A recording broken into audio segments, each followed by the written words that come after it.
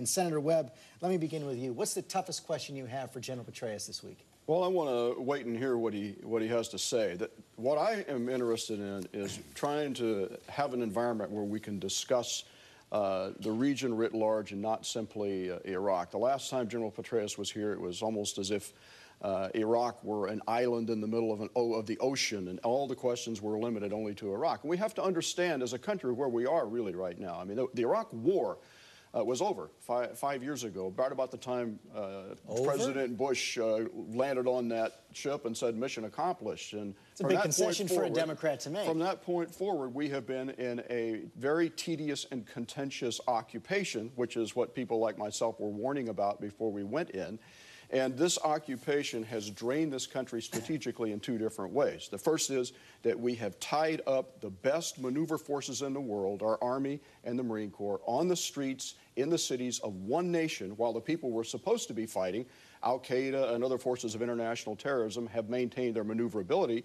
And then secondly, our grand strategic interests have fallen aside. The economy has gone down the tubes, the price of oil has quadrupled, and our main strategic adversary around the world, China, has benefited. Senator Graham, I saw you nodding your head through much of what Senator Webb was saying. The other concern now is that the stress on our troops, particularly if there is a pause this summer, is going to be tremendous. The Army Vice Chief of Staff told Capitol Hill this week, our readiness is being consumed as fast as we build it. What do you make of that? Is that, okay, I'm sorry, I thought you were going to play a clip. We'll be going to 12-month rotations in July. We'll get to pre-surge levels. Re-enlistment rates are extraordinarily high for those who are serving in Iraq and Afghanistan. We met our recruiting goals in February, so I think it has been stressful, but the biggest stress of all is to lose a battle in the war on terror that we can't afford to lose. So I have every confidence in the military. They know why they're there. They keep re-enlisting because they understand the enemies we're facing. They want to contain that enemy over there. My hardest question, not hardest question, but the one that plagues me the most to General Petraeus and Ambassador Crocker is how do we get a handle on Iran's involvement in Iraq?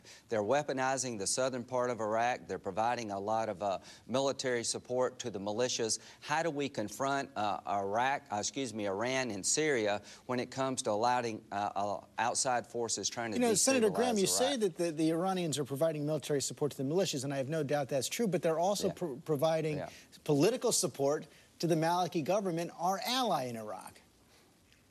Well, what you do is you have a lot of people who are on the Shia side that had safe sanctuary in Iran during the Saddam era.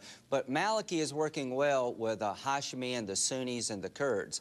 The Shias, represented by Maliki, are really reconciling the country. The de-Baathification law was passed where the Sunnis can get some of their old jobs back. $48 billion budget was shared with all groups, the Kurds, the Sunnis, and the Shias. So you got a Shia element in Iraq that has relations with Iran, but they're trying to reconcile Iran. Then you have al-Sadr that's trying to create an Iranian theocracy in Iraq, and that, to me, is the tension, the friction that we've got to deal with. Senator Webb, you said we're in an occupation now in Iraq. We have been for 5 years. Senator McCain has taken a lot of heat for comments he made that said this occupation might last for 100 years. Here's what he said. President Bush has talked about our staying in Iraq for 50 years. Maybe 100. Is that how long we've been in South Korea? We've been in Japan for 60 years. We've been in South Korea for 50 years or so. That'd be fine with me, so as long as Americans are not being injured or harmed or wounded or killed. Both Senators Obama and Clinton have taken those remarks and said that John McCain wants to continue a 100 years war in Iraq. But that's not a fair reading of his remarks, is it?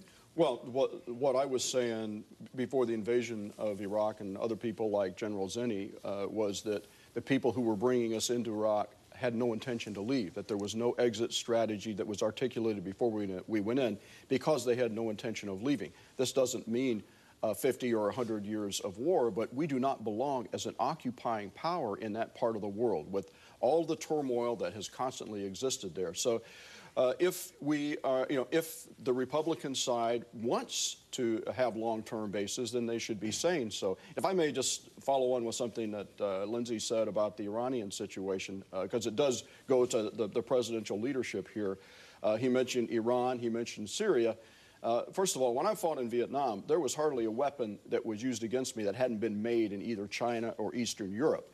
That didn't mean that we should take military action against China based purely on that fact. We developed a diplomatic relationship with China that over the years paid out. And the greatest mistake over the past 5 years of this occupation is that our national leadership has not found a way to aggressively engage Iran without taking other options off the table. You're seeing the Iraqi government do it. In fact, in this situation in Basra, the Iranians played a large hand in terms of resolving that situation. Senator Graham, how do you respond to that?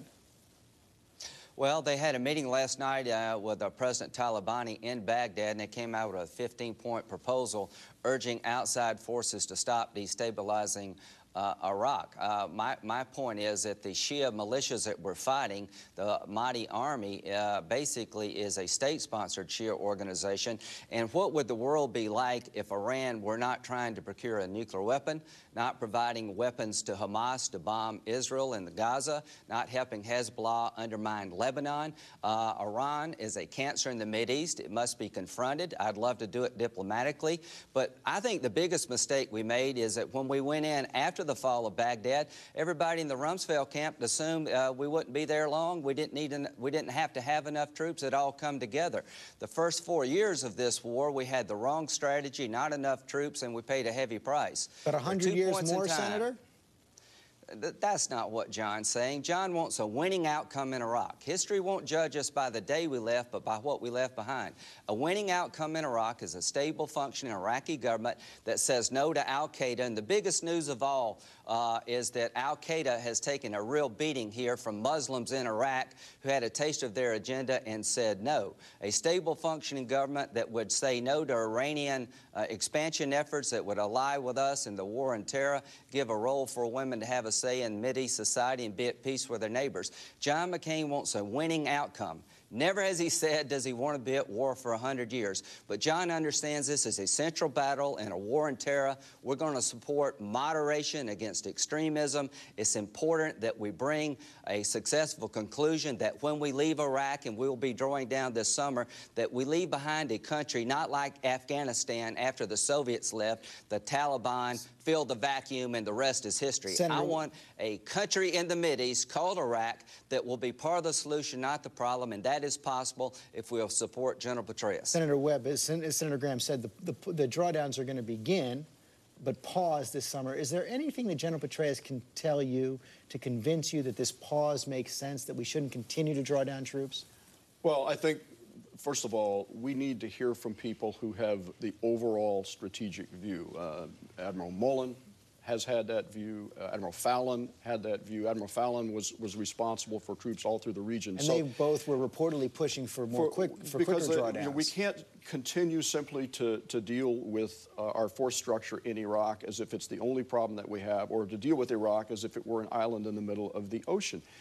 We have, when we talk about the reduction of al-Qaeda activity in Iraq, a big reason for that is these are mobile. International terrorist entities are mobile entities. They're not bound by one country or another. They have recentered a great deal of their efforts in Afghanistan and in Pakistan, which is the very nature of terrorism, while our troops are tied down on the streets of Iraq, burning themselves out. In fact, when Lindsey was talking about the morale in the troops, and you know, I have a great admiration for our military. As you know, I've served in it, as my family has for many generations. Take a look at the New York Times this morning.